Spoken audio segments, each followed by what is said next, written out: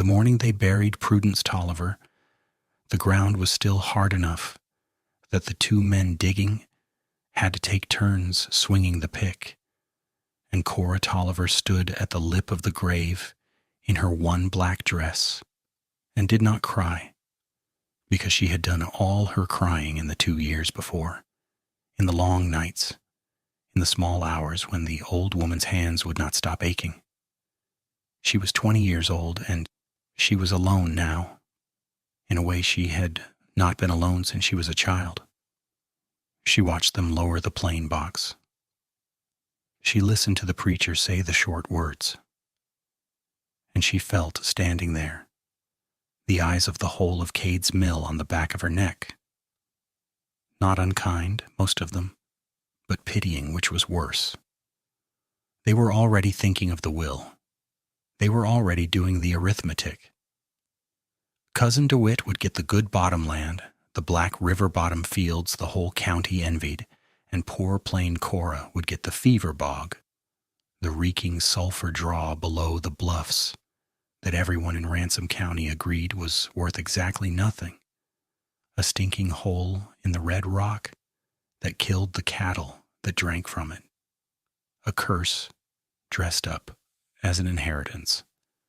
That was the verdict, and it was cheap and it was wrong, because there was one thing Cora Tolliver knew that not one soul at that graveside knew.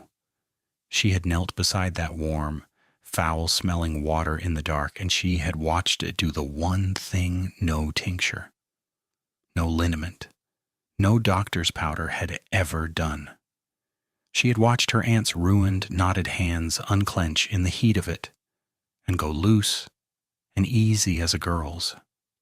She alone knew that the warm water in the worthless bog was worth more than every acre of the bottomland they were all so busy pitying her for losing.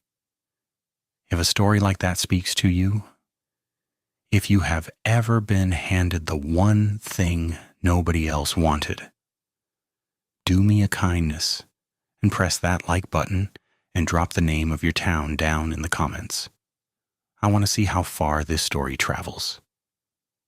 It was the spring of 1884. In the Red Rock Hill country of southern Colorado.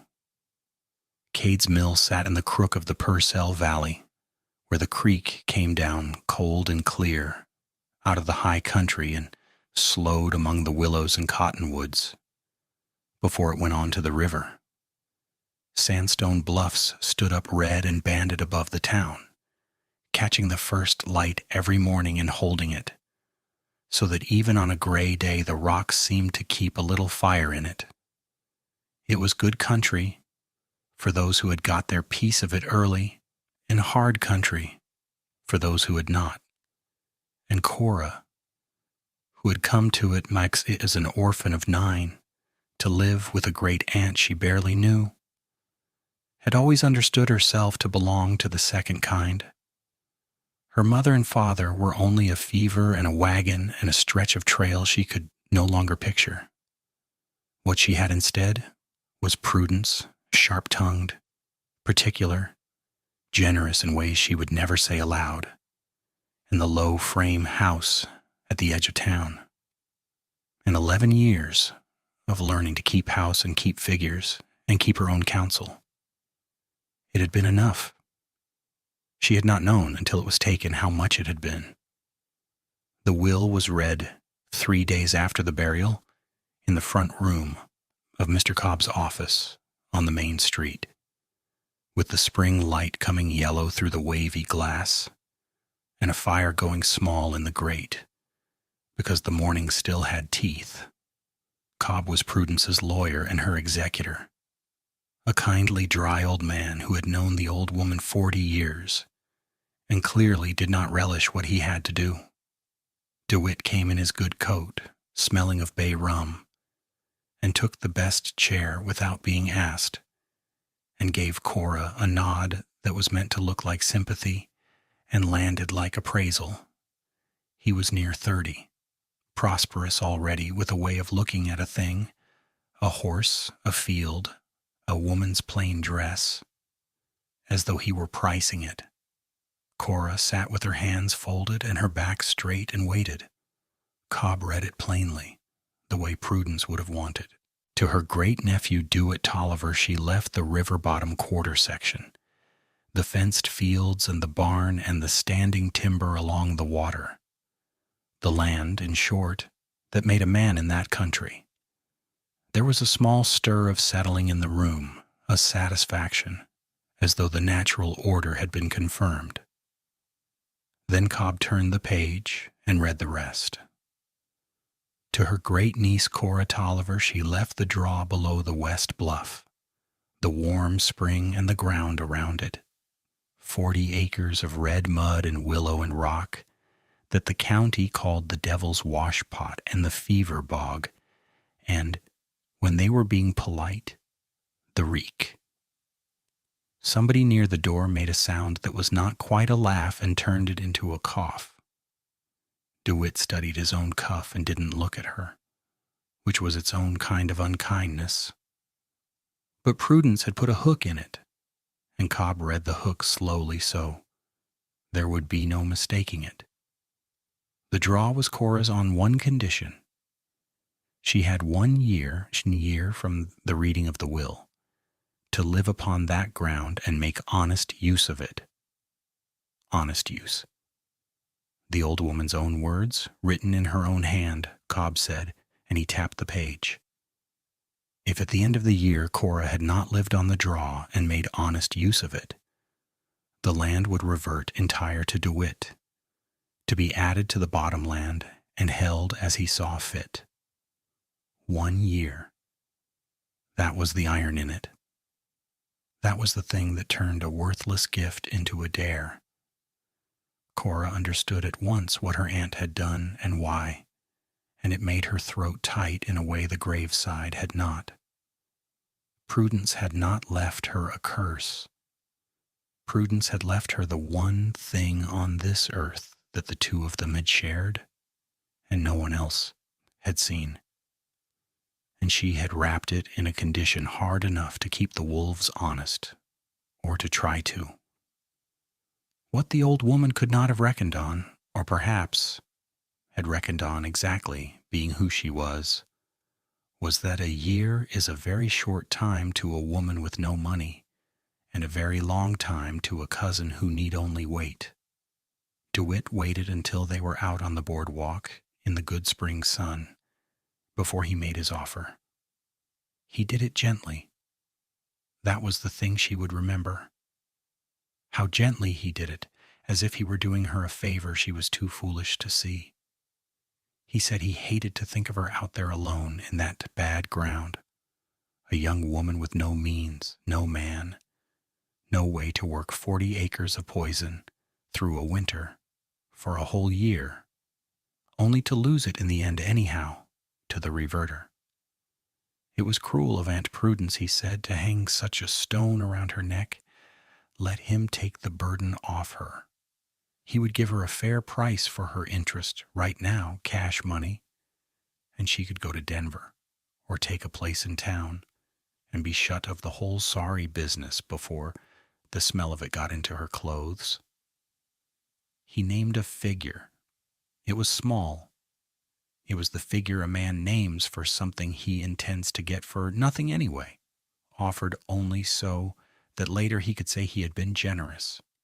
She thanked him because she had been raised to be civil, and she told him she would think on it, because she had been raised not to hand a man like DeWitt a plain no when a soft one would serve. But she had already decided. She had decided, if she was honest, at the graveside before the will was ever read. She had only not known yet that it was a decision. She did not go to think on it in the house. She went out to the draw. She walked out before dawn the next morning, while the town still slept and the cold lay in the low places, up the wagon track and off it, along the creek, where the water ran so cold and clear, it made her teeth ache to think of drinking it, and down into the draw between the red banks, where the willows stood bare, and the cottonwoods held their few last leaves. And there it was, the thing the whole county despised.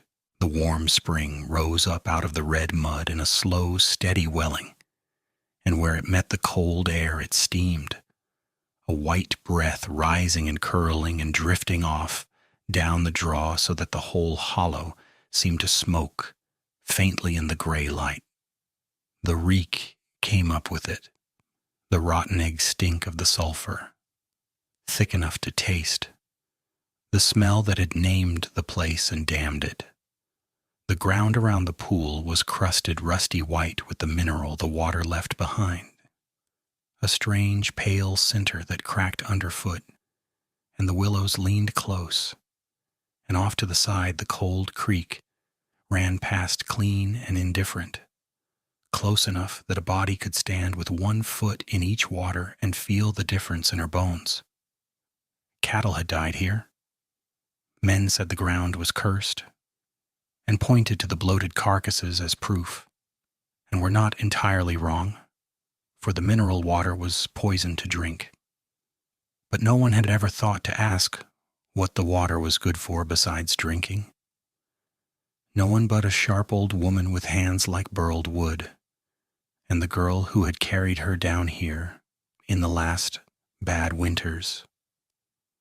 Cora stood at the edge of the steaming pool in the cold and let herself remember it, because she had been putting the memory off, and it was time to stop. Prudence, in her worst spells, the joints of her fingers swollen to knots, her wrists locked, her knees so stiff she wept, trying to rise from a chair, and every tincture the peddlers sold and every powder the doctor mixed doing nothing but thinning the little money they had. And then the water. Cora had heard the old-timers say the Indians and the Mexicans before them had used the warm spring long ago, before the cattlemen came and named it for the devil. And one night, half out of desperation, she had wrapped her aunt in blankets and brought her down in the dark and eased her hands into the warm pool. She could still see it, the old woman's face going slack, the breath going out of her long and slow, and the hands, the ruined hands, opening in the heat of the water, the fingers uncurling one by one, like something coming back to life, until Prudence had laughed, actually laughed, a cracked and astonished sound in the dark, and said it was the first ease she had felt in a year. After that they had come down often in secret at night, because Prudence would not be seen taking the devil's cure and being laughed at for it. It had not saved her. Nothing was going to save her. But it had given her comfort in a life that had run short of it. And Cora had knelt in the mud beside her aunt and understood, with a clarity that had never left her, that she was looking at something the whole county had walked past for 30 years without seeing. Worthless. That was the word they used.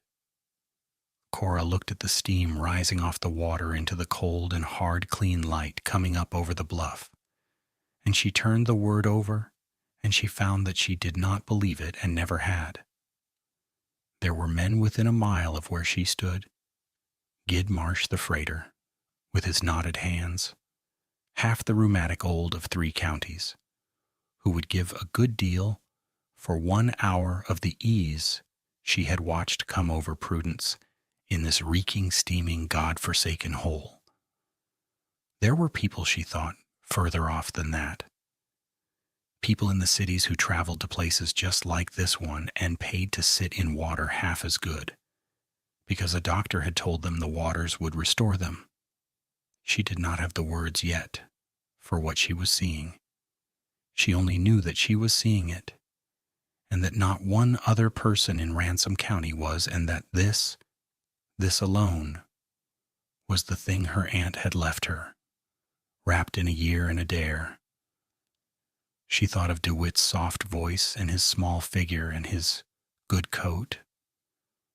She thought of the pity on all those faces at the graveside, the cough that had swallowed the laugh in Cobb's office. She thought of the bank she would have to face, and the winter and the 40 acres of poison she had no earthly means to make anything of. Alone, a girl of 20 with nurse's hands and a head for figures, and not $1 to her name. It was, by every reckoning anyone in that town would make, hopeless. She crouched at the edge of the pool and put her bare hand into the warm water and held it there, while the steam rose up around her wrist and the stink filled her head, and she felt the old, astonishing ease of it move up into her cold fingers. And she made up her mind, quietly, the way she made up her mind about everything, without a word spoken aloud and without any witness but the willows and the water. They could pity her, they could laugh.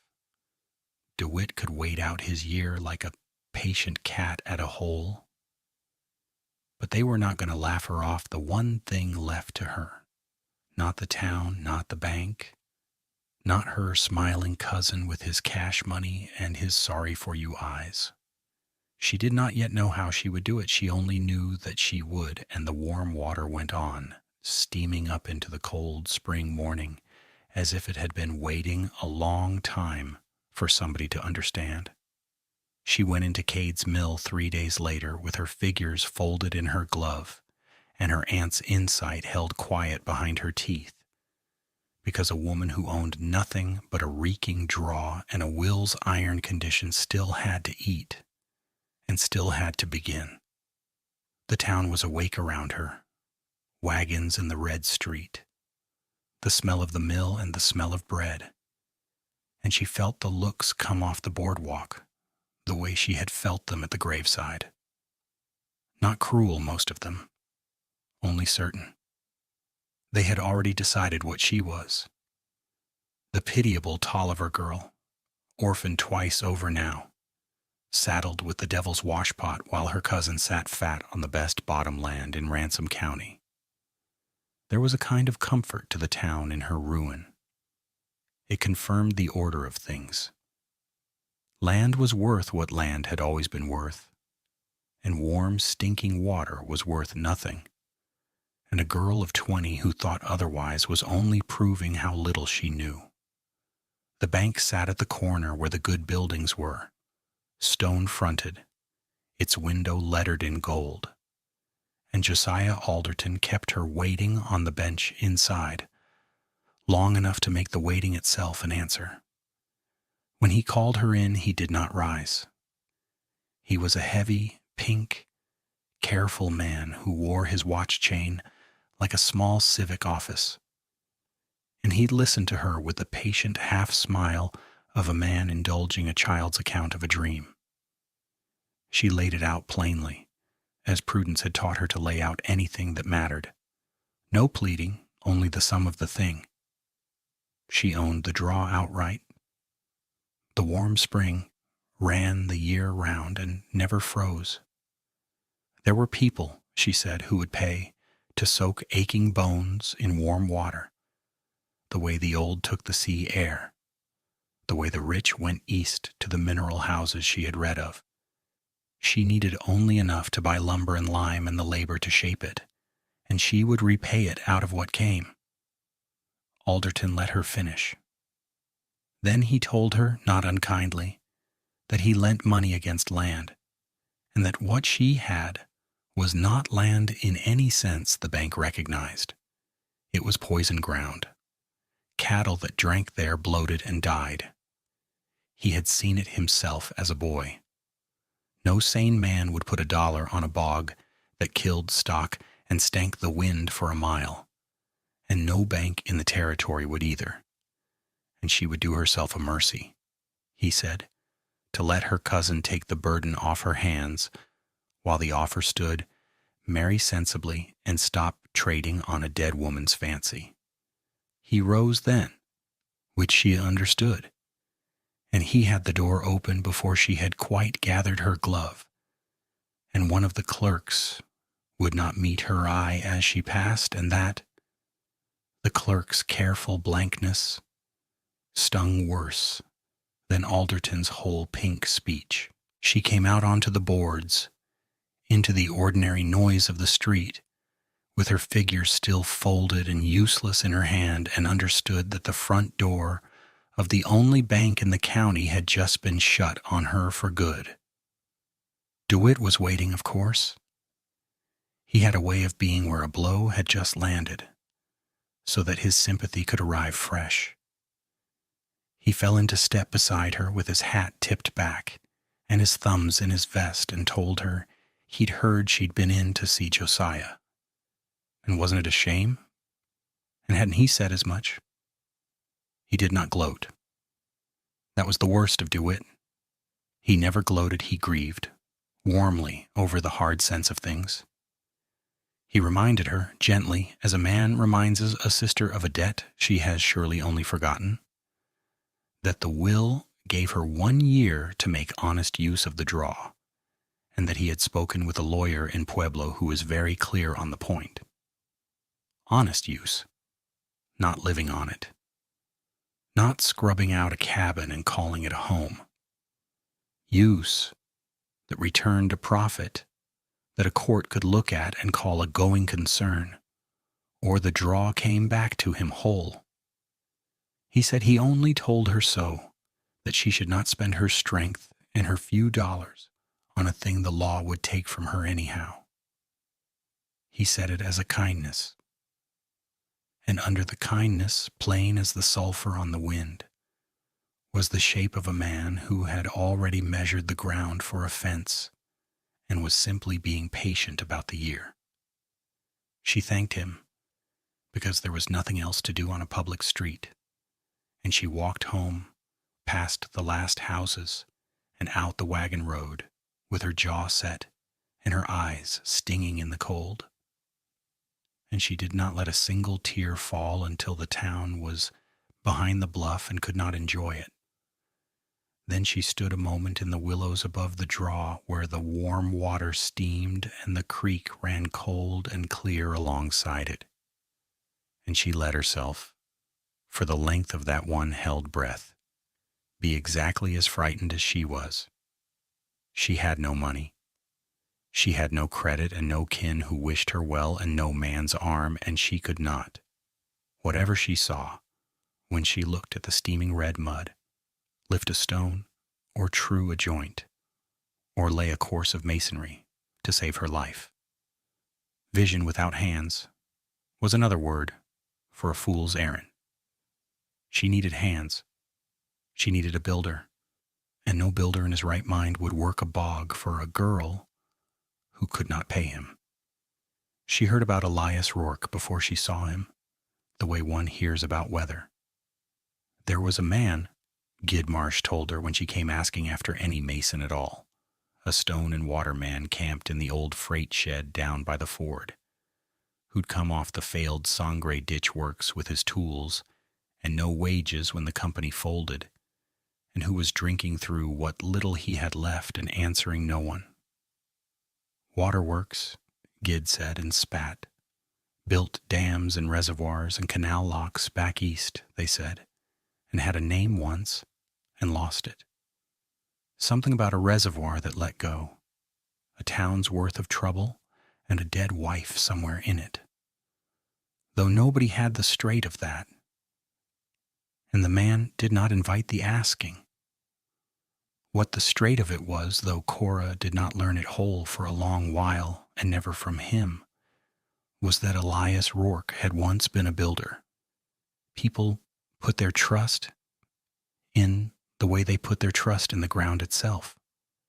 He had raised an earthwork reservoir above a mill town in the east, a great banked pond to feed the looms in the dry months, and it had been sound when he built it, and it had been meddled with after, in the level raised past his warnings by men who wanted more water and less caution and would not hear the engineer who told them the bank would not hold. It had gone in the night in a spring flood. Not many died. Enough. It was enough that the newspapers had his name and the courts had his name, and the men who had overruled him were careful men with lawyers. And it was the builder's name, and not theirs, that the thing came finally to rest on. His wife had died that same hard year, of a fever that had nothing to do with any of it, except that grief and disgrace had come to him in the one season, and afterward he could never quite hold them apart in his mind. He had lost her, and lost the trade that had been the whole of who he was, and lost the plain belief that a thing he made would stand. And he had come west with his tools and his shame, and the settled expectation that whatever he touched now would be taken from him or would fail, and that he had it coming either way.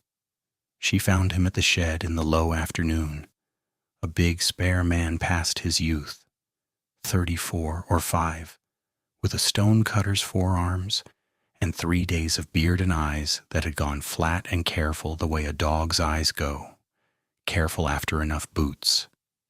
His tools were laid out clean on a folded oilcloth, chisels and levels and a mason's hammer. Everything he owned kept better than himself.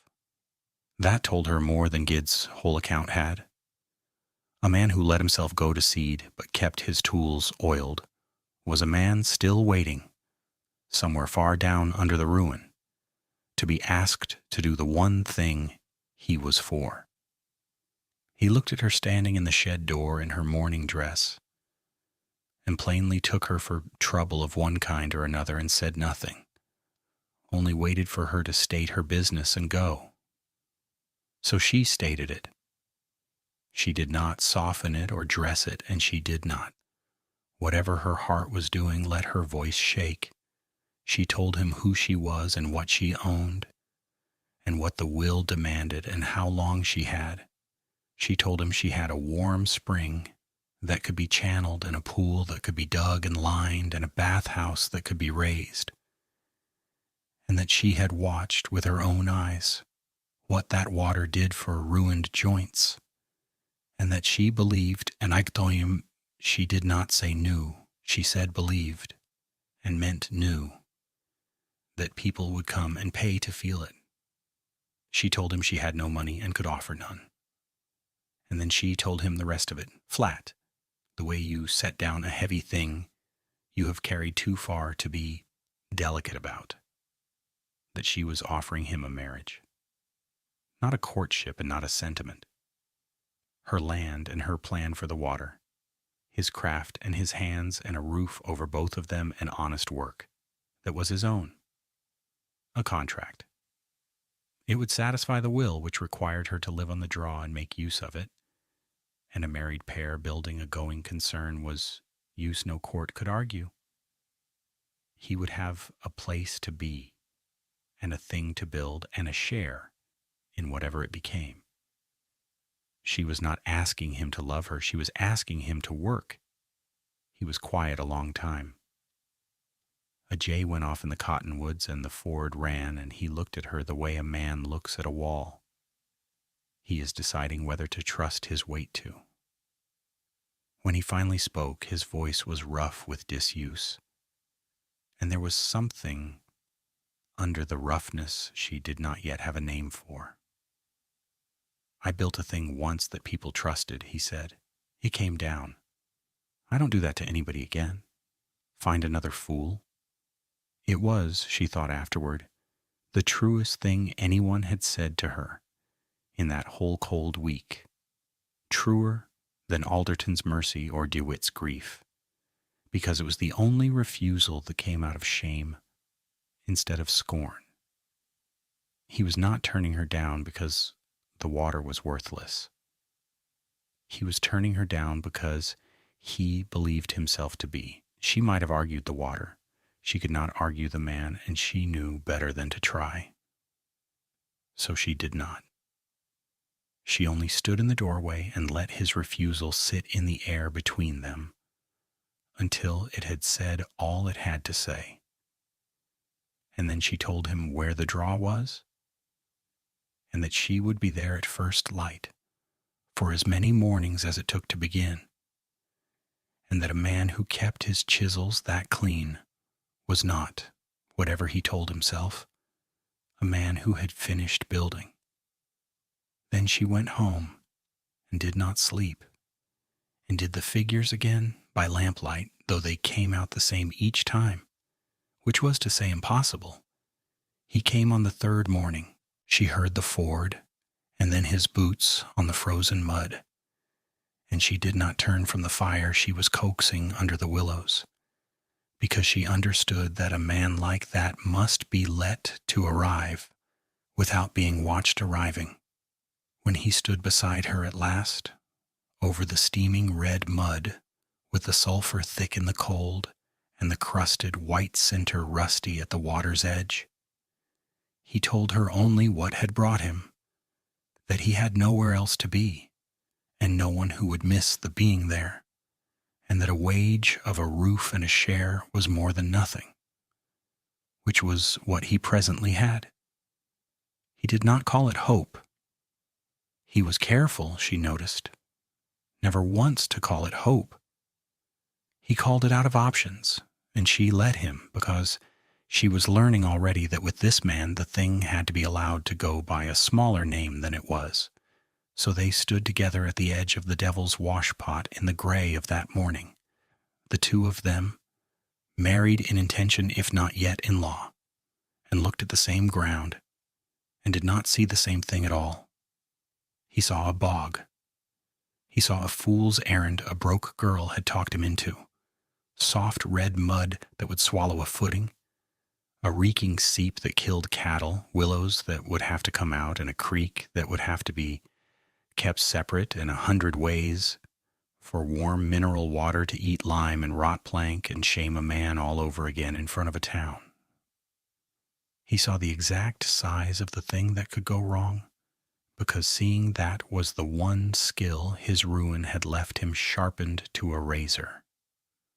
And Cora, beside him, saw the channel run clean off the spring's throat, and the pool dug square and lined and steaming under a plank roof, saw the lamplight in a bathhouse window, and a boarder's stiff hands going loose in the warm water, the way Prudence's hands had gone loose, saw a name on a board that was not the reek and not the washpot and not the fever bog. Neither of them said a word of what they saw. He picked up a handful of the red mud and worked it between his fingers, gauging it, and let it fall. And she watched the cold water and the warm water run their two colors side by side, and the spring steamed up between them into the willows. And the day came on. They were married on a gray Tuesday in Mr. Cobb's front office, with the lawyer and his housekeeper for witnesses, and no ring, because neither of them had thought to buy one, and neither would pretend it mattered. Cora wore her one good dress, the dark wool she had buried Prudence in a season before, and Elias wore the coat he owned, which was the coat he worked in, brushed. They signed the paper. Cobb read the will's condition aloud, one more time, gently, the way a man reads a hard thing to people who already know it, and Cora listened, as though she had never heard it, because she wanted the weight of it fixed in her. The 1 year, the honest use, the reverting. Then it was done, and they walked back out to the wagon together and rode up the draw to the reeking ground that was by law now a thing they would make or lose in common. Elias did not waste the first morning. He walked the spring the way a doctor walks a patient, slow, saying nothing, laying his bare hand flat on the warm mud, and on the rusty white crust, and on the lip of red rock where the water came up, steaming and stinking of rotten eggs, into the cold spring air. He waded the cold, clear creek that ran past it and stood a while, where the two waters lay side by side, the warm and the cold, not mixing. Cora watched him from the cabin step and made herself not ask what he thought. She had learned that much about him already, that a question rushed him, and a rushed man said no. By afternoon he had begun to talk, not to her exactly, but out loud, to the ground. The trouble was not the heat, he said. The trouble was carrying the warm water clean away from the mud that fouled it, into something a body could sit in without sinking to the knee in muck. You did not want to bathe in a bog. You wanted the same water the bog had, gathered and held. He said it could be done.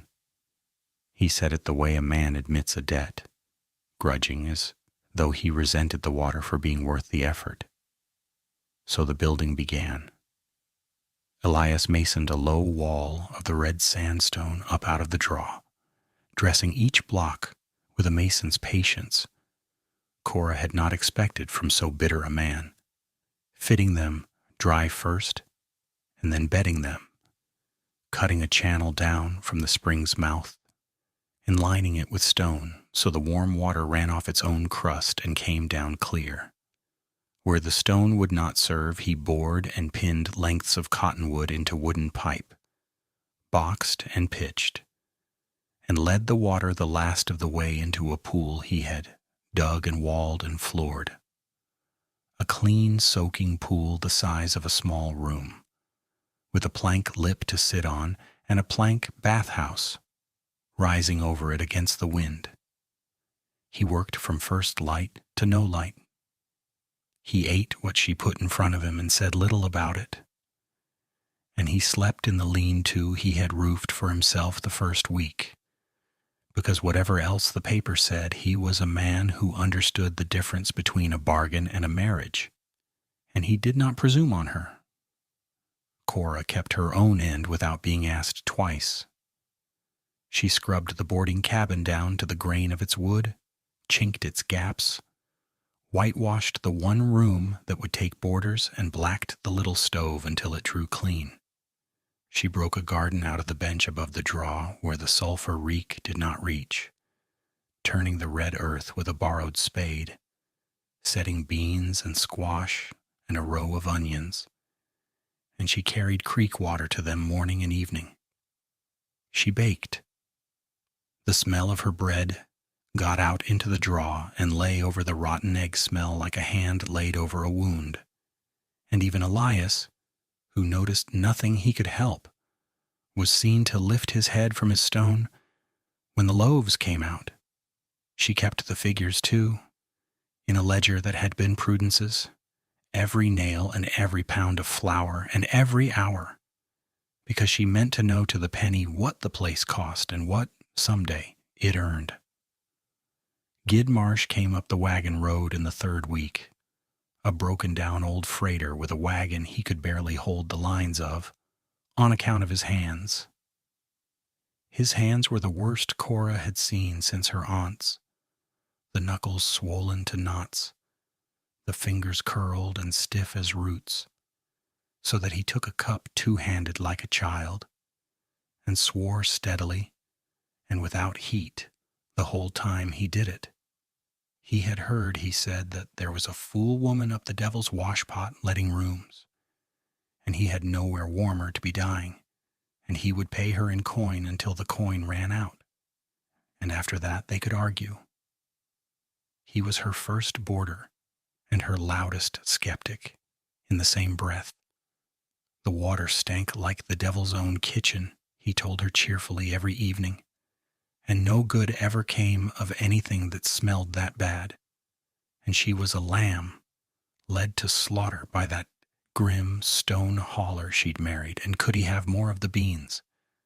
She only smiled and set him in the warm pool anyway, because that was the whole of her insight, and she had waited a long time to prove it. She made him soak, morning and evening, the way she had made Prudence soak, and she told him nothing about what it would do, because she had learned from her aunt that hope, oversold, curdled into blame. The first 3 days Gid soaked and complained.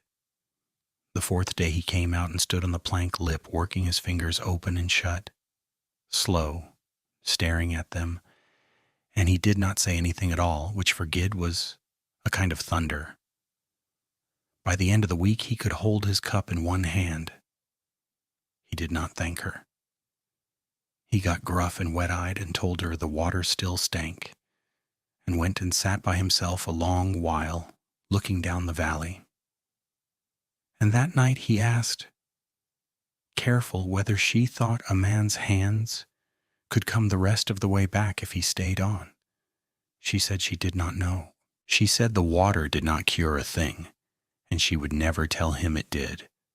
It only eased. He said easing would do. Easing was more than the good Lord and 3 doctors had managed between them. Nettie came in the same stretch, though Cora could never afterward have said she took her in, only that the child was there one day carrying stove wood and stayed. She was maybe 11, an orphan off a failed claim down the valley, all elbows and watching eyes, and she had the look Cora knew from the inside, the look of a child who has learned that to be useful is to be allowed to remain. So Cora let her be useful and fed her and put a pallet for her in the warm corner by the stove and asked no questions. The girl was not ready to answer. Nettie took to the garden and the kitchen and to Gid, whom she bullied into eating and who let her, and the place began, without anyone deciding it, to hold more warmth than the water. Word stirred in Cade's mill the way smoke stirs, thin and then not. The widow Selby came up next, Hetty Selby, whose joints had stiffened her nearly out of her own house, brought by a nephew who plainly expected to be fetching her home worse. She stayed 4 days and walked down to her own wagon on the 5th, without her cane in her hand, carrying it, and that was a thing the town could see. Hetty Selby was known. Hetty Selby had a pew and a tongue and 40 years of standing. And when Hetty Selby told the sewing circle that the fever bog had unknotted her knees, the sewing circle could not decide whether to scoff or to send their mothers, and the arguing itself was worth more to Cora than any handbill. A drummer passing through took a soak on a lark and told it 2 towns over. A rancher's wife with a bad hip came, and a stove-blacked old miner with a shoulder that had frozen in a cave-in years back, and they paid in coin. And Cora entered every coin in Prudence's ledger, in a hand that did not quite stay steady. Elias watched all of it and refused to watch it. He saw her carry water up the bench in the dark before either of them ought to have been awake, and he saw her sit the whole of a night by Gid when the old man took a chill, and he saw the way she never once told a soaking guest more than the truth. And he found these things lodging in him where he did not want them, and he set his jaw against them and cut more stone. He had come here empty on purpose.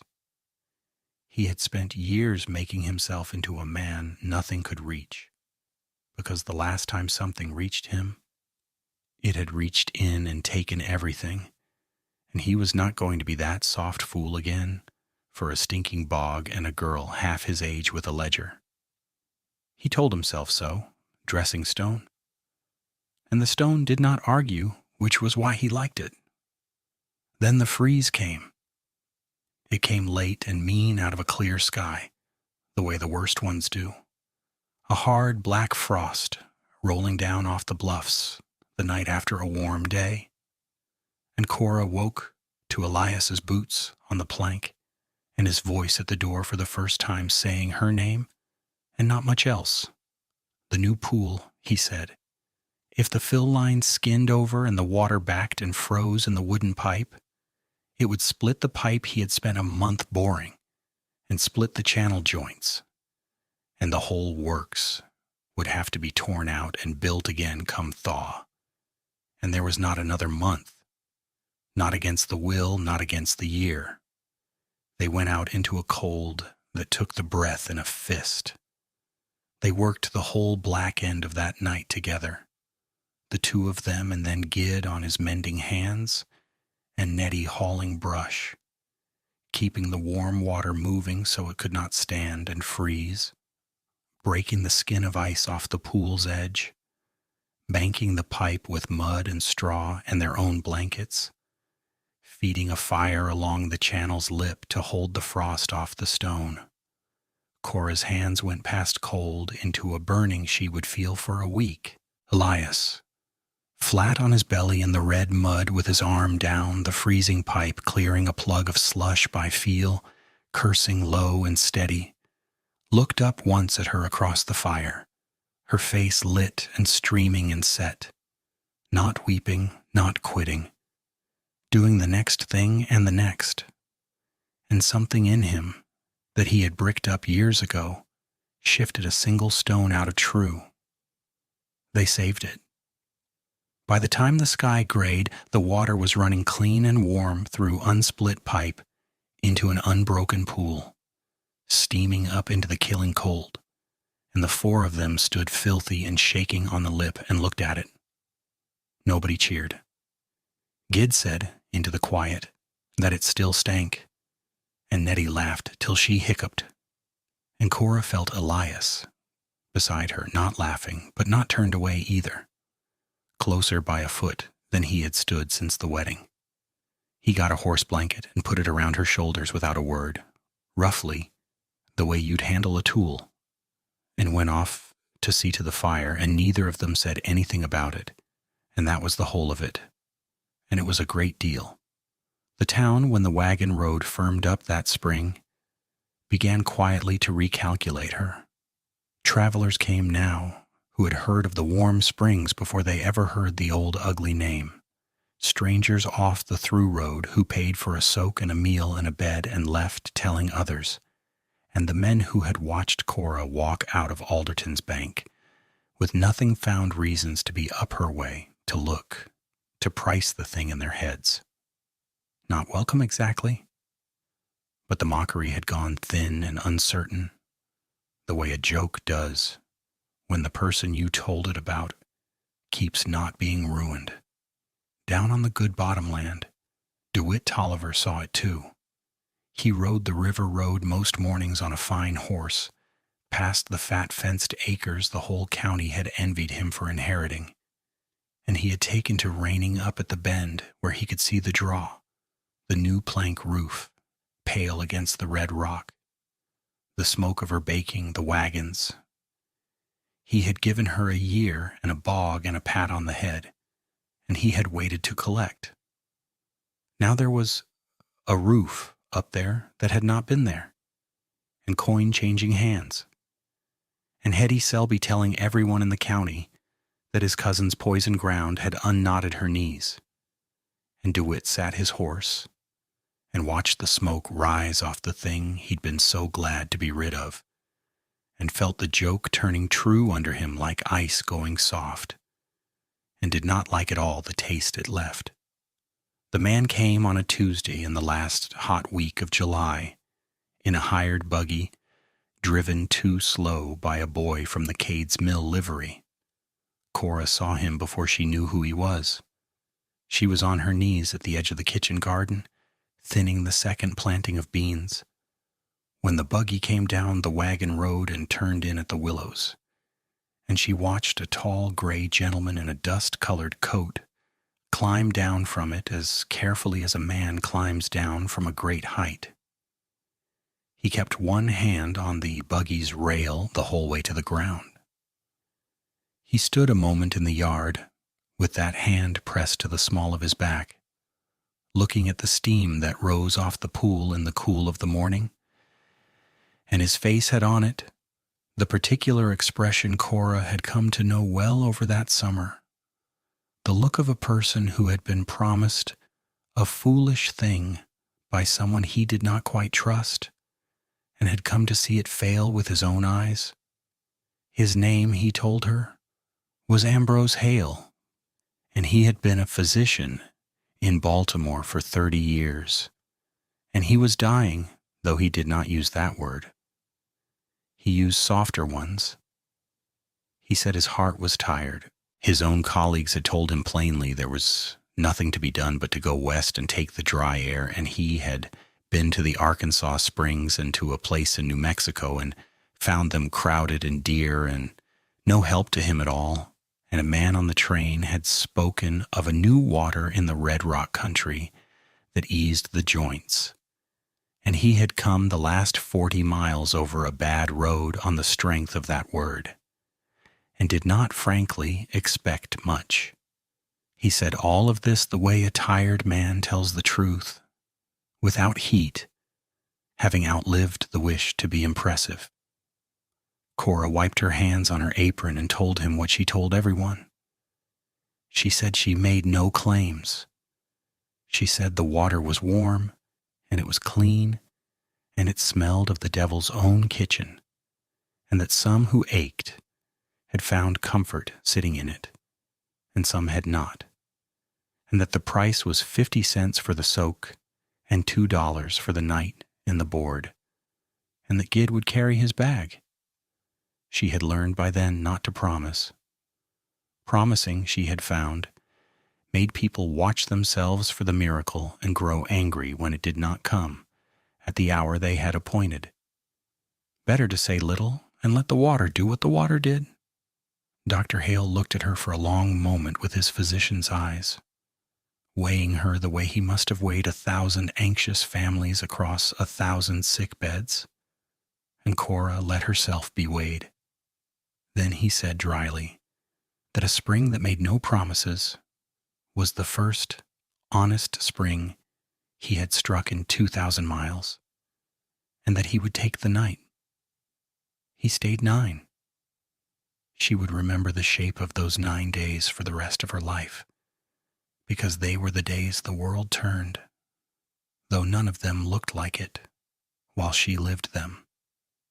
He soaked in the early cool before the other guests came down, when the light was still gray and the willows dripped, and the steam stood up off the water in a soft wall. He would lower himself into the pool a joint at a time, gripping the plank edge Elias had planed smooth, his breath hissing. And then he would go still, his gray head tipped back against the stone lip, his eyes shut, until the sun came over the eastern bluff and put a hard gold edge on everything.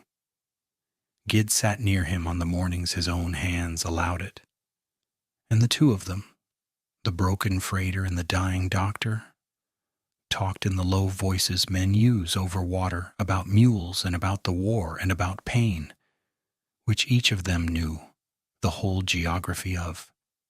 By the 4th day, Dr. Hale slept the night through without waking, which he said he had not done in a year.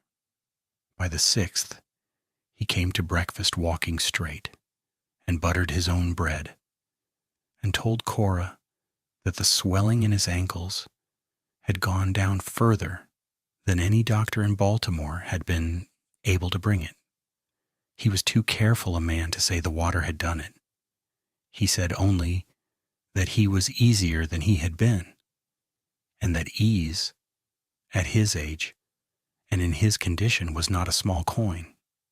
He watched Nettie carry the coffee, and he watched Elias come up from the works with mortar dried to his forearms, and he watched the wagons come in over the road with their loads of stiff and hopeful people, and Cora could see him doing sums behind his eyes, the way she was always doing sums.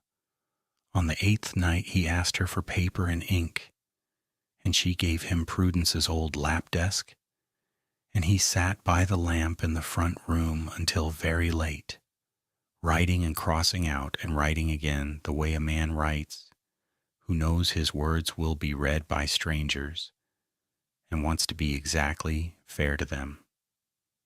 In the morning he gave her a folded letter to carry to the post and put on the next coach to Denver, and he told her, with the ghost of a smile, that he had written to the editor of the Rocky Mountain News, whom he knew a little, and that she might find in a few weeks that her road had gotten busier.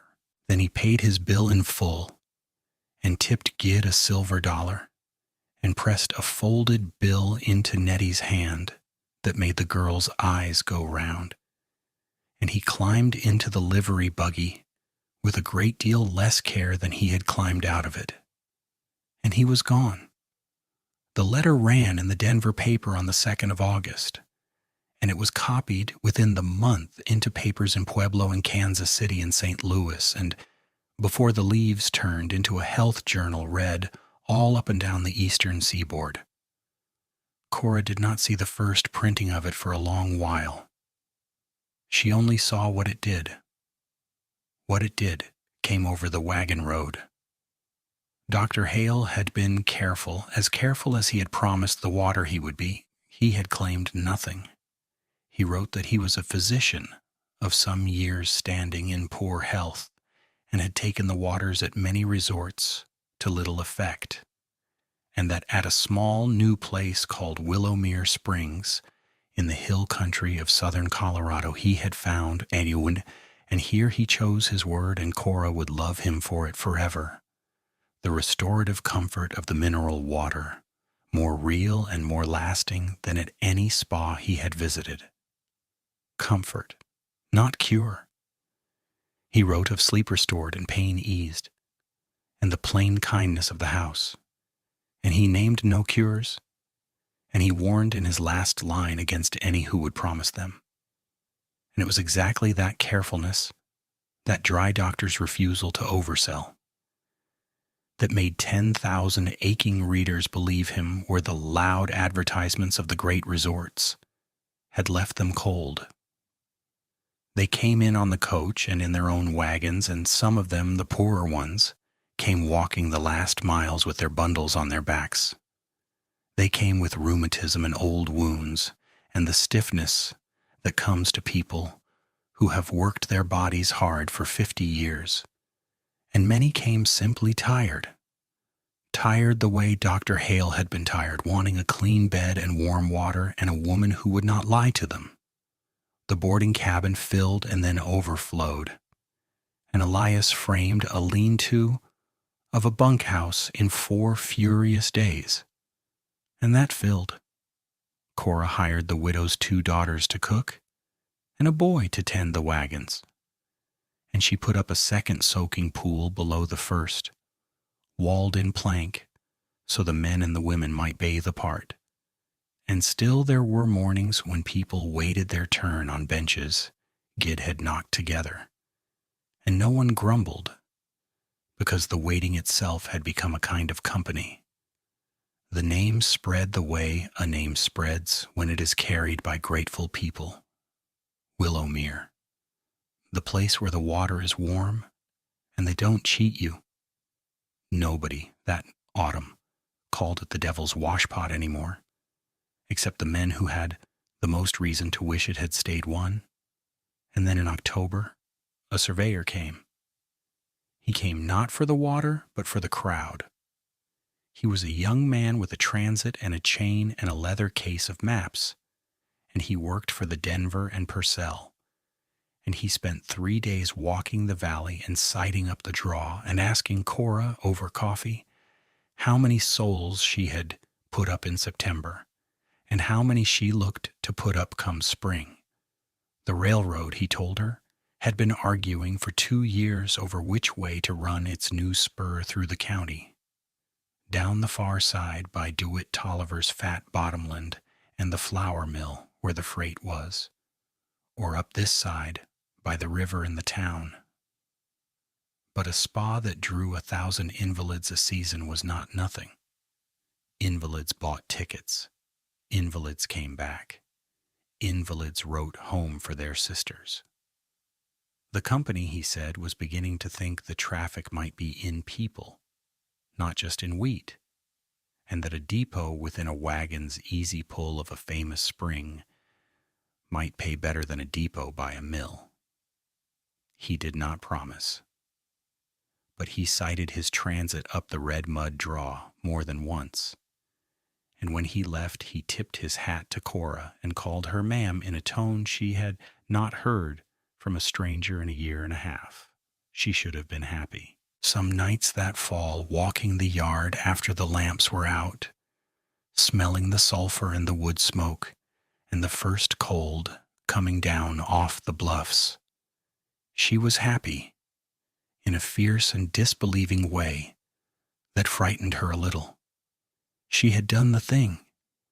The year was nearly up, the Will's year, Prudence's iron year, and she had lived on the draw and made honest use of it past any denying.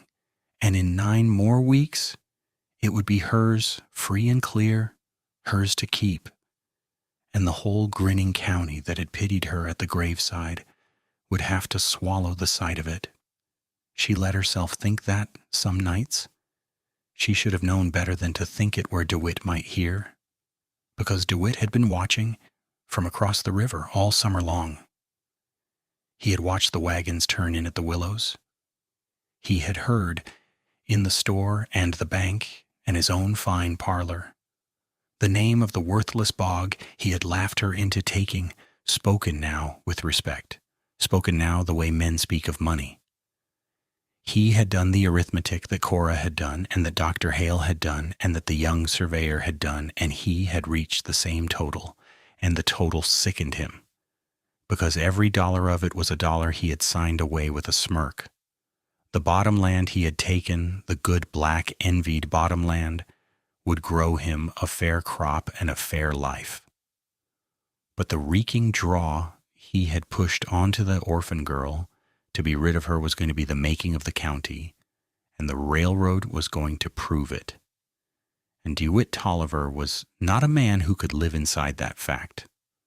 So he went to see Josiah Alderton at the bank, and the two of them, the grasping cousin and the scornful banker who had thrown Cora out onto the street 18 months before, sat a long evening with a bottle and a copy of Prudence Tolliver's will. And they read the will not as men read a dead woman's wishes, but as men read a fence, looking for the loose rail. They found it in a single phrase: honest use. The will gave Cora 1 year to live on the draw and make honest use of it, or it reverted to DeWitt. And the word use, Alderton said, turning it in the lamplight, was a slippery word, and honest was slipperier still. And a clever lawyer might argue that the will meant honest agricultural use. Husbandry, the working of the ground as land, had always been worked in Ransom County, and not the running of a... He searched for the ugliest word and found it: a bathhouse. A thing built not on the girl's own labor, the argument would go, but on the labor of a hired stranger, a drifting mason with a ruined name, whom she had not even married for love, but bound to her by a cold contract, like a yoked ox. Was that the honest use a good Christian woman had meant for her only blood? Or was it a trick, a technicality, a girl squatting on ground she could not have improved by so much as a fence post without a man to do it for her? It was thin. Cobb, when the papers were served the 2nd week of November, told Cora it was thin, and told her to hold steady, and told her that no fair judge in the territory would strip a woman of land she had plainly and famously improved on the strength of a quibble over the word use. But he told her, too, being an honest lawyer, that DeWitt had money now to spend on the quibble, and Alderton behind him, and that a suit didn't have to be strong to be dangerous. It only had to last and cost and cast a shadow. And a shadow over the title, Cobb said quietly, was the one thing that could scare off a railroad. No company laid a spur to ground that 2 cousins were fighting over in open court. The Denver and Purcell would wait to see who won, and in the waiting, a great deal could be lost.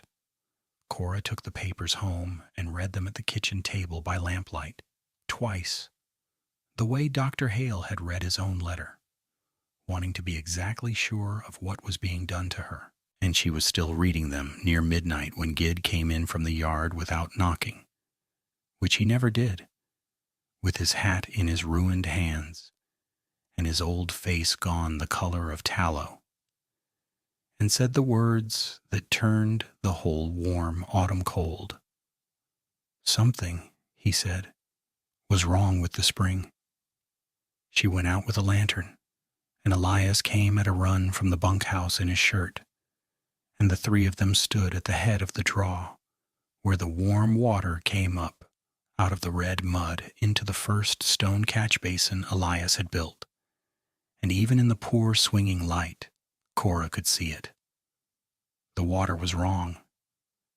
It came up cloudy where it had always come up clear and thick with a gray curd it had never carried, and the smell off it was not the clean old rotten egg reek she had come to love, but something fouler laid over it, something oily and dead. She knelt and put her hand in, and the water was cooler than it should have been, and it left a scum on her fingers that would not wash off in the cold creek beside it. Below, in the soaking pools where 40 grateful people had lain that very afternoon, the same gray cloud was spreading, ruining the water, ruining the one thing the whole enterprise rested on. And Cora knelt there in the mud with the lantern light shaking and understood, in her stomach before her mind would say it, that this was no act of God and no turn of the season. Springs did not sicken in a single night by themselves. She looked up at Elias to say so, but Elias was not looking at her. He had gone down on one knee at the very lip of the source, and he had his hand in the mud to the wrist, feeling along the stone channel he himself had laid 2 seasons back, and his face in the lantern light had changed into something she had never seen on it. Not the closed, guarded flatness he wore against the world, and not the small, unwilling warmth she had lately surprised there, but a cold and terrible attention, the attention of a man reading a thing written in a language only he in all that valley could read. He drew his hand out of the mud and held it to the light and rubbed the gray, oily film between his fingers and smelled it. And Cora saw him go very still, the way Dr. Hale had gone still in the water, the way a man goes still when the past he has been running from steps quietly out onto the road ahead and stands there, waiting for him in the dark. The spring had gone cold in the night, and that was the cruelest hour of the whole business, worse than the summons DeWitt's rider had brought out at supper, worse than the folded paper standing against the sugar tin on the kitchen shelf. The warm water was simply gone. The pool that had steamed at every dawn all that bright season lay flat and gray and reeking under the willows, cold as the clear creek beside it, and the guests stood at its edge in the raw first light, with their aching hands drawn up into their sleeves. And they said nothing, and in their silence Cora heard the whole county's verdict come home to roost at last. It looked exactly like the thing DeWitt had sworn it was from the beginning. A fever bog that had shammed warmth for a summer and then failed. Poison ground that a foolish girl had dressed up in planks and lamplight, and that had now, right on the eve of the reckoning, shown its true and worthless face. She stood among the ailing strangers who had traveled so far to trust her, and she felt the 1 year she had staked her whole life upon go soft and treacherous under her boots, like the red mud of the draw itself. Then Elias came up out of the low ground with a pry bar in his fist and clay to the elbow, and he told her, low, so the guests along the bank would not catch it, that the spring had not failed. It had been stopped. He had been down in the cold throat of the works since before light, on his knees in the water with his arm buried to the shoulder in the masoned channel he had cut with his own hands, and he had found it, a wedge of packed river clay and grain sacking and coarse gravel rammed hard down into the intake where the warm water rose, so that the good flow strangled to a thread and the cold creek seep backed in over the top of it and drowned the whole pool in a night. No flood packed a throat like that, he said. No freeze cut those marks. Someone had lifted the capstone he had set and levered it back crooked, and he knew the weight and the seat of every stone in that work the way she knew every figure in her ledger, and a man did not mistake his own labor undone by another man's bar. He set it flat without heat, but there was a thing moving far back in his gray eyes that she hadn't seen there before, and it was not despair. It was the cold, exact anger of a builder who has found his own true work turned into a lie. They cleared it together through that freezing morning while the guests watched from the bank, her hands down in the killing creek water, passing him the tools, his hands in the clay, the two of them working the plug loose fistful by sodden fistful without a wasted word between them, the way they had learned to work through a whole hard season. And when the last of the sacking came free and floated up gray and ruined, the warm water came back. First a thread, then a welling push, then the old steaming rise of it, and the rotten egg reek she had somehow come to love, lifted off the pool and hung in the cold air like proof, like a thing raised from the dead. The guests made a low, glad sound along the bank, but Elias did not get up. He knelt there in the returning steam with his ruined, cold hands hanging, and he told her the thing he had never once told straight in all their months of contract and quiet. He told her about the reservoir back east, the earthworks he had raised and vouched for and staked his name to, the wet spring that came too early, the slow slump in the fill that he had read too late, the water that went at last exactly where he had swore before the whole town it would never go, the savings drowned, the people ruined, his name in the newspapers in letters a hand high, and his wife's people among the ruined, and his wife herself dead inside the year of the shame and the fever together, and him not able to this day to say for certain which of the two had carried her off. He laid it all out plainly on the steaming ground between them, not for pity and not for softening, but the way a man lays his hand of cards face up on the table when he has decided he is done bluffing. Then he told her what had changed in him and what had not. He had taken her blunt offer in the spring, meaning to raise her a bathhouse for a roof and a wage, and then drift on down the road the way he had drifted for years, expecting nothing, owing nothing. And somewhere in the long season of it, he had stopped counting the days until he could leave. He had watched her figures come true. He had watched her nerve come true.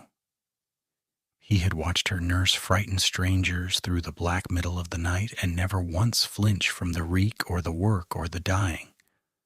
That had changed him, and he would not pretend it had not. But he was still a broke man, he said.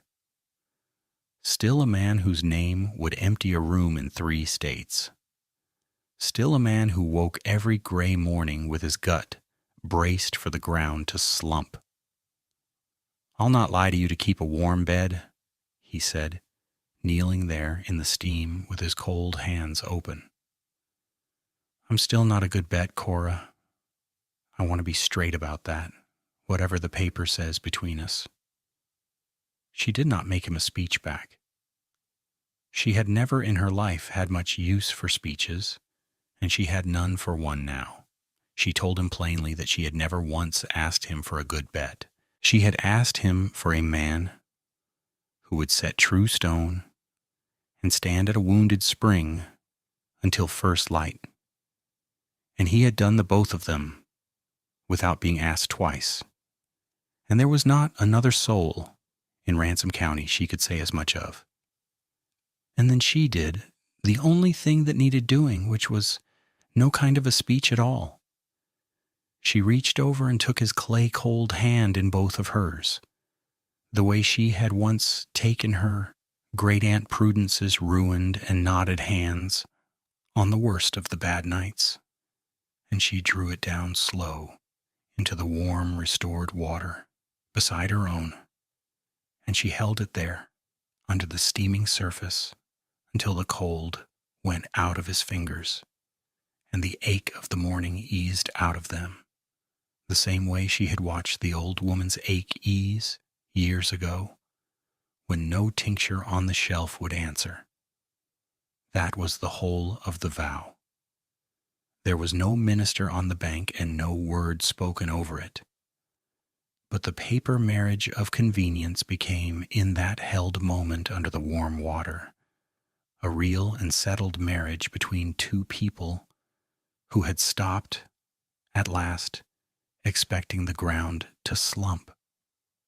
And that night Elias did not go out to the Tule Lean where he had slept alone every night of the season.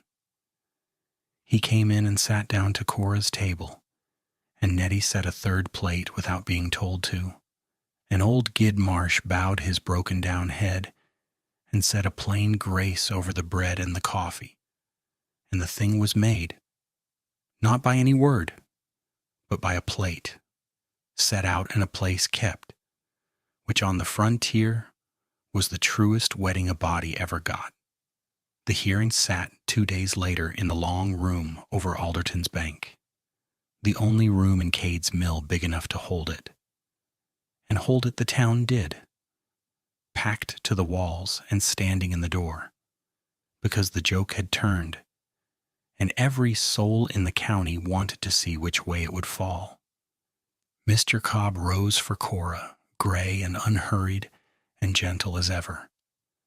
DeWitt sat polished and sure across the aisle with the banker Josiah Alderton at his shoulder, underwriting the whole of it, and DeWitt's hired lawyer laid out the case with a smooth and reasonable contempt. The will's condition was plain, he said. 1 year to make honest use of the draw, or it reverted. And here was the draw, a fever bog, a poison seep, the devil's washpot itself, worthless ground that a credulous season of invalids had briefly mistaken for a wonder. And here, above all, was the proof of it. The very spring had failed, gone cold and foul within the very year, exactly as any sensible man had always known such ground must. There had been no honest use, only a lucky summer of foolishness, and the land must go back to the cousin who could put it to sober use. Alderton took the floor and dressed his old scorn up in the language of expert judgment, testifying grave and slow that he had known it for poison ground the day the girl came begging a loan on it and had refused her for her own good. Then Cobb called the witnesses, and the room began slowly to turn. Hetty Selby stood up with her stick, the widow Selby whose hands had knotted shut on her for 11 years, and she told the packed room in her plain, flat frontier way how she had not been able to thread a needle nor hold a coffee cup by the handle since before her husband died, and how a fortnight in the warm Willowmere water had given her back the holding of both. She claimed no cure, and she was careful to say so. Only ease, she said, only comfort, only the plain relief of it, which was worth more to an old woman than any doctor's promise. Gid Marsh followed her and held up his freighter's hands for the whole county to look at. The great, ruined, knotted hands, the 30 years of frozen rains, had wrecked. And he told them what those hands had been at the start of the summer and what the water had made of them. And there was not a man in that room who had not seen Gid Marsh's hands, and knew he told it true. Then Cobb unfolded Dr. Ambrose Hale's letter and read it into the record in his gentle voice. The respected physician's own public words, already gone out to the city paper and already turning the wagon road black with travelers, praising the restorative comfort of the Willowmere waters, comfort and never cure, the careful, honest word of a careful, honest man. Honest use stood proven past any arguing. Value stood proven. And DeWitt's smooth lawyer had left himself but the one trump card in the deck, the failed and foul-run spring. And he played it now. And that was when Elias Rourke stood up. It cost him, and the whole room saw it cost him. For DeWitt's lawyer knew the name and had saved it, and he threw it out across the packed room like a bucket of slop. The ruined reservoir man from back east, the engineer who drowned a town, whose word on any waterworks was worth precisely nothing. Elias stood and took it, pale and steady, and didn't deny a word of his own ruin. Then he laid the works out plain. He had built that channel, he said, stone by stone, and knew it as a man knows his own hand. He described the choked throat, the wedge of packed clay and grain sacking that no flood on earth leaves behind it, the capstone lifted clean off its seat by a pry bar, and set back crooked in the dark, the marks still fresh in the mortar. And then he laid on Cobb's table the plug itself, the sodden gray sacking, and a fistful of the coarse gravel that had been rammed down with it, gravel of a rounded river sort that came from no reach of the draw, but only from the deep gravel bars of the lower Purcell, down along the good bottomland, down along DeWitt's own ground. Gid Marsh stood again and told the room he had seen a rider come off the bottomland the night before the spring went cold and put a name to him, and the name was DeWitt's own hired man. And the shape of the whole fraud stood up naked in that room for every soul to see. The spring had not failed. DeWitt Tolliver had stopped it with his own gravel and his own man, so that he might stand here in this borrowed room and call it failed and take back on the strength of his own sabotage the one piece of ground in the county he had ever truly wanted. The county man ruled for Cora before the noon bell. The will's honest use was met past all argument, the reversion denied, the land hers free and clear. DeWitt Tolliver's polished face came apart at the seams as he gathered his papers, and he went out through a silent room that had laughed along with him at that fool girl and her fever bog all his prosperous life, and did not laugh now, and would not laugh again. Josiah Alderton half rose to say that he had always privately reckoned the girl had grit in her, and no soul in the room answered him. And he sat back down and ate the whole of his own words in the quiet. And within the week came the last of it, carried up the draw by the survey men themselves. The Denver and Purcell had filed its route at last, and it did not run down the easy grade to the coveted bottomland the way every man in the county had always assumed the rail must someday go. It ran up the draw to Cade's Mill and to Willowmere Springs, and it would set its depot at the water, because the travelers taking the waters were the freight now, the paying thing. The whole reason the road was coming at all. The bog was the draw, and so the worthless fever bog, the reeking devil's washpot that DeWitt had been so relieved to fold off onto an orphaned girl for nothing, stood plainly and in the county's own recorded ledger as the most valuable single piece of land in all of Ransom County, worth more now than the good green bottomland the whole county had spent a generation envying. worth exactly what a dying old woman's easing hands had told her niece it might be worth, on a cold dawn, a year before. Cora did not crow over any of it. There was too much work waiting, and it was not in her to crow. A few evenings after the ruling, she stood in the door of the packed bathhouse, with her sleeves still wet to the elbow, and looked at the thing they had made. Every plank bench taken, the steam standing thick and golden in the last of the daylight. Gid tending the pool edge on his eased knees. Nettie going along the benches, with her arms full of clean, warmed towels. The widow Selby settling some frightened, new-come stranger's stiff hands down into the water and telling her low that it was so, that it was all so, that she had only to wait and let it work. And far off across the darkening valley, thin and clear on the evening air, came a sound the red rock hills had never carried before, the first far whistle of the coming line, small with distance, rising up the draw and thinning out among the sandstone bluffs. Cora stood in the warm doorway and heard it come, the sound of the whole wide world turning at last up the road toward the one thing nobody had wanted. And she did not say a word. She only stood and listened to it come and let it land. The spur came in on a bright morning the following June, and half of Cade's Mill walked out to see the first through train of the Denver and Purcell ease down the grade and stand hissing at the new plank depot.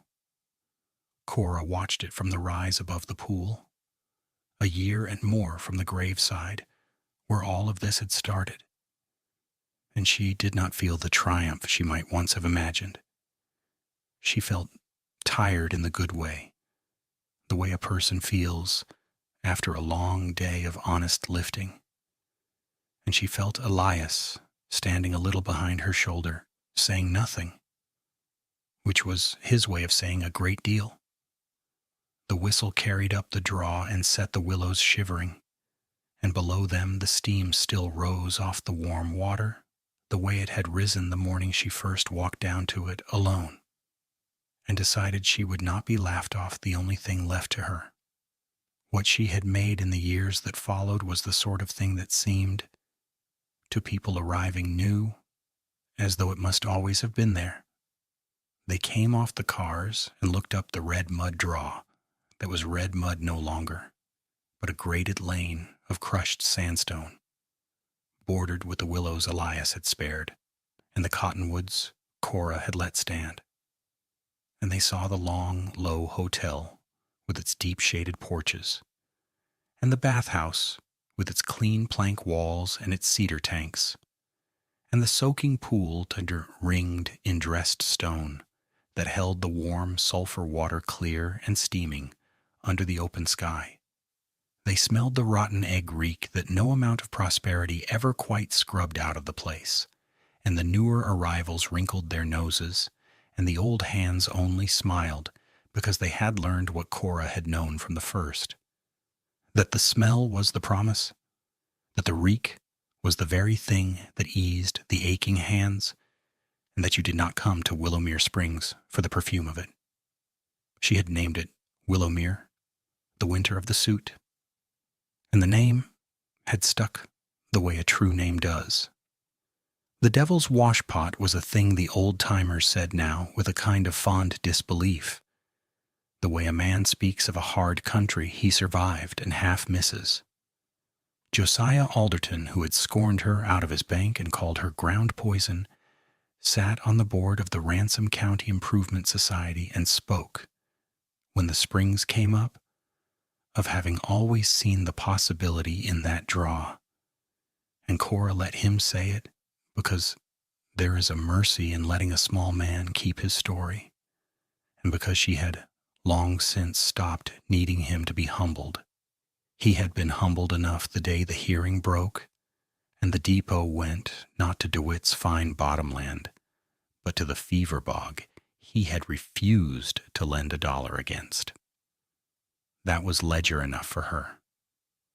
She was a woman who kept figures, and she knew a debt could be marked paid and left alone. DeWitt she saw seldom. He had kept the bottom land, which was still good land, still the envy of men who didn't look past the fence line, and he farmed it and prospered in the ordinary way and grew heavier and quieter as the years went. His suit had collapsed under the weight of Hetty Selby's testimony and Gid's ruined hands again, and Dr. Hale's letter, and Elias standing up in Cobb's crowded office, and laying bare, in the flat, plain voice of a man who knew water the way other men knew Scripture, exactly how the spring had been fouled and by whose hand. After that, DeWitt did not speak of honest use again. He nodded to Cora on the street when they met, and she nodded back, and there was no warmth in it and no war in it either, only two people who had come out of the same house and gone different ways, and could not now be anything to each other but the memory of a will read aloud in a lawyer's office on a cold day, when his own hands stiffened in his later years, for the Tollivers were a rheumatic line, and time is no respecter of who got the good land. He came once, quietly, in the off-season, and took the waters like any other guest and paid like any other guest. And Cora saw to it that he was given a good room and a clean tank and was let alone. They never spoke of it. It was, she thought, the truest thing that ever passed between them. Nettie grew up inside the place, the way a sapling grows up inside a windbreak, sheltered and shaped by it. The scrawny, wary orphan girl who had come for kitchen and garden work became a tall, capable young woman who knew every guest's name and every ailment and every preference in eggs, who kept the register in a firm, round hand and could gentle a frightened invalid the way Cora had once gentled Prudence. She married a young man from the depot, a steady fellow who kept the freight books, and they took the rooms at the end of the hotel's east wing, and in time there were children underfoot in the gardens, small brown-armed children who thought nothing at all of the steaming pool and the reeking water because it was simply the world they had been born into, the ordinary furniture of home. Cora watched them tumble down the crushed stone lane where she had once slipped in red mud with a bucket, and she understood that this, more than the depot or the hotel ledger or the name in the city papers, was what she had actually built, not a fortune, a place a child could belong to without knowing it was ever anything but ordinary. Gid Marsh tended the grounds until his legs would not carry him, and then he tended them from a cane chair on the bathhouse porch, directing younger men with his ruined, knotted hands and a running commentary of complaint that fooled nobody, least of all Cora, who knew the Springs had given him 12 good years he had not expected to have. He had come as the first boarder and the loudest skeptic, sure the warm water was a swindle and the whole draw a fool's monument, and he had stayed to become its warmest heart. He liked to tell new guests in a voice pitched to Carrie that he had walked into this bog, a wreck of a freighter with hands like clenched roots, and that the water had not cured him. He was always careful to say it had not cured him because Cora had drilled that carefulness into all of them from the letter onward. But that it had eased him, had unlocked him finger by finger through the long, soaking winters until he could hold a coffee cup and a fork and his own dignity again. When he died, it was in his sleep in a warm room above the pool, in the deep of a January when the steam hung thickest over the water, and they buried him on the rise under the cottonwoods, and Cora put a stone over him that said only his name and the word believer, which she thought he had earned twice over, once for the water and once for her, and Elias. It is hard to say the year the contract became the marriage, because there was no year for it, no single day, no speech. She had told herself at the start there would be no sentiment, and in a way she had been right, for what grew between them never once announced itself the way sentiment does. It was in the small concrete things. It was in the way he learned, without being asked, to bank the kitchen fire before he came to bed, so the cabin would be warm when she rose in the dark to bake. It was in the way she kept his figures for the stonework separate and honest, and never once threw his ruined past in his face across all the long years, so that the shame he had carried in like a stone in his boot wore smooth and small and, finally, mostly, went quiet. He had told her once, in the hard season, that he was still not a good bet, and he had meant it as a warning, and a kindness both, and she had married the man anyway, not the bet. And the years proved her the better accountant of the two, for the drifting broke stonemason with the ruined name gave her 40 years of steady mornings and cold, clear thinking and hands that could make water go where he told it to. He never grew easy with words. He never made the speech she had in some buried girlish corner, half waited for in the beginning. But he mended the pool wall every spring without being asked, and he carried her Aunt Prudence's memory as gently as if he had known the sharp-tongued old woman himself. And on the worst night of her life, years on, when the fever they could not name went through the valley and took 2 children from the Depot families, he sat up with her in the bathhouse through the whole black stretch of it, and held her while she wept for the ones the warm water could not reach, and said the only true thing there was to say, which was nothing at all. That was the marriage. It was never declared. It was only 10,000 ordinary mornings deep, simply true. Elias Rourke died in the autumn of 1919, an old man of 69, in the bed he had shared with Cora for 35 years, with the willows going gold outside the window, and the steam rising off the pool as it had risen every dawn of their life together. He went the way he had lived, quietly and without fuss, having spent the afternoon before showing a young mason how to dress a stone so the joint would hold 100 years. Cora sat with him through the last of it, and near the end he opened his eyes and looked at her a long moment and said her name. Only her name, the way he had learned to say a great deal with very little, and then he was gone. She did not weep loudly. She had never done anything loudly. She sat with his still hand in both of hers, the mason's hand that had built the channel that carried the warm water out of the dark ground into the light, and she thought that he had died in a life he had not seen coming, and would not, she was certain, have traded for any other, and that this, of all the things she had made in the fever bog, was the one she was proudest of.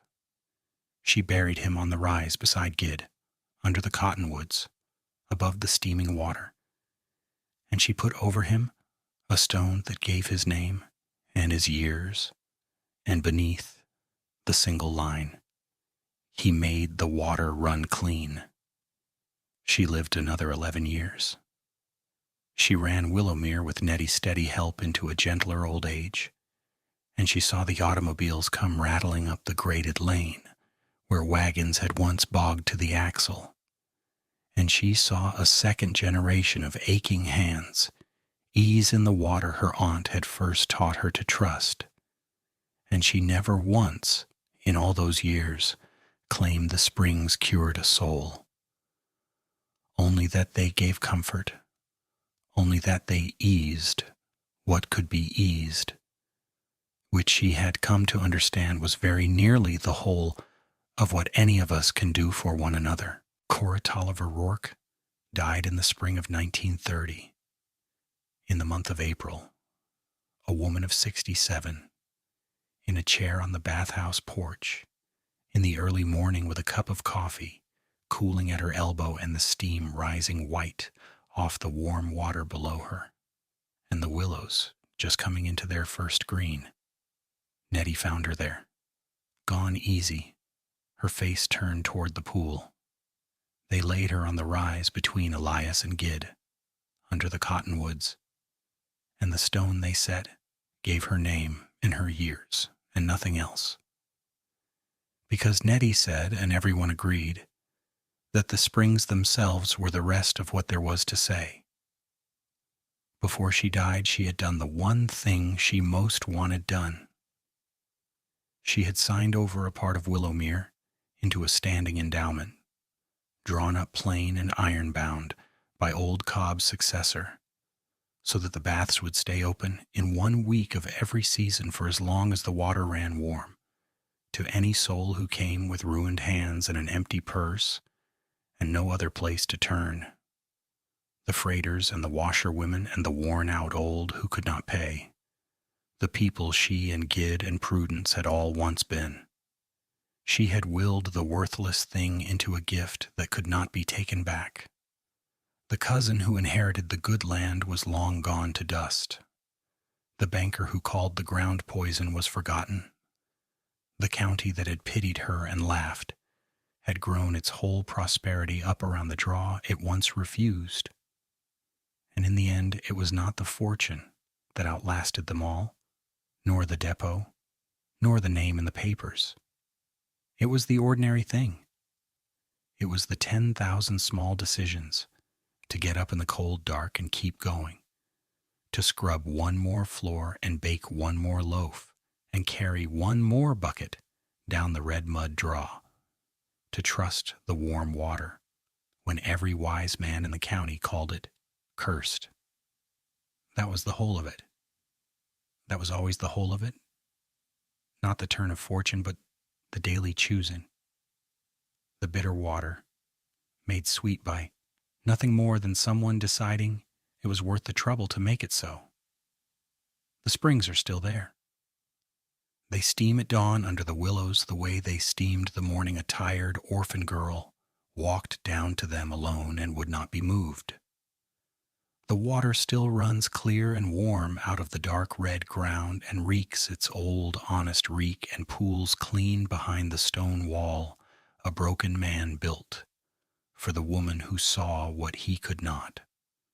And somewhere in the first light of an ordinary morning, 2 long generations on from the graveside where it all began, some worn-out soul with knotted, aching hands lowers them slowly into the warm sulphur water and feels the old fists of pain uncurl, finger by finger, and does not know a single name of anyone who made it so, only that here, in the last place anyone thought to look for it, there is ease, there is comfort, there is warm water, kept open and free, easing what can be eased. The steam rises, the willows lean, the water runs on,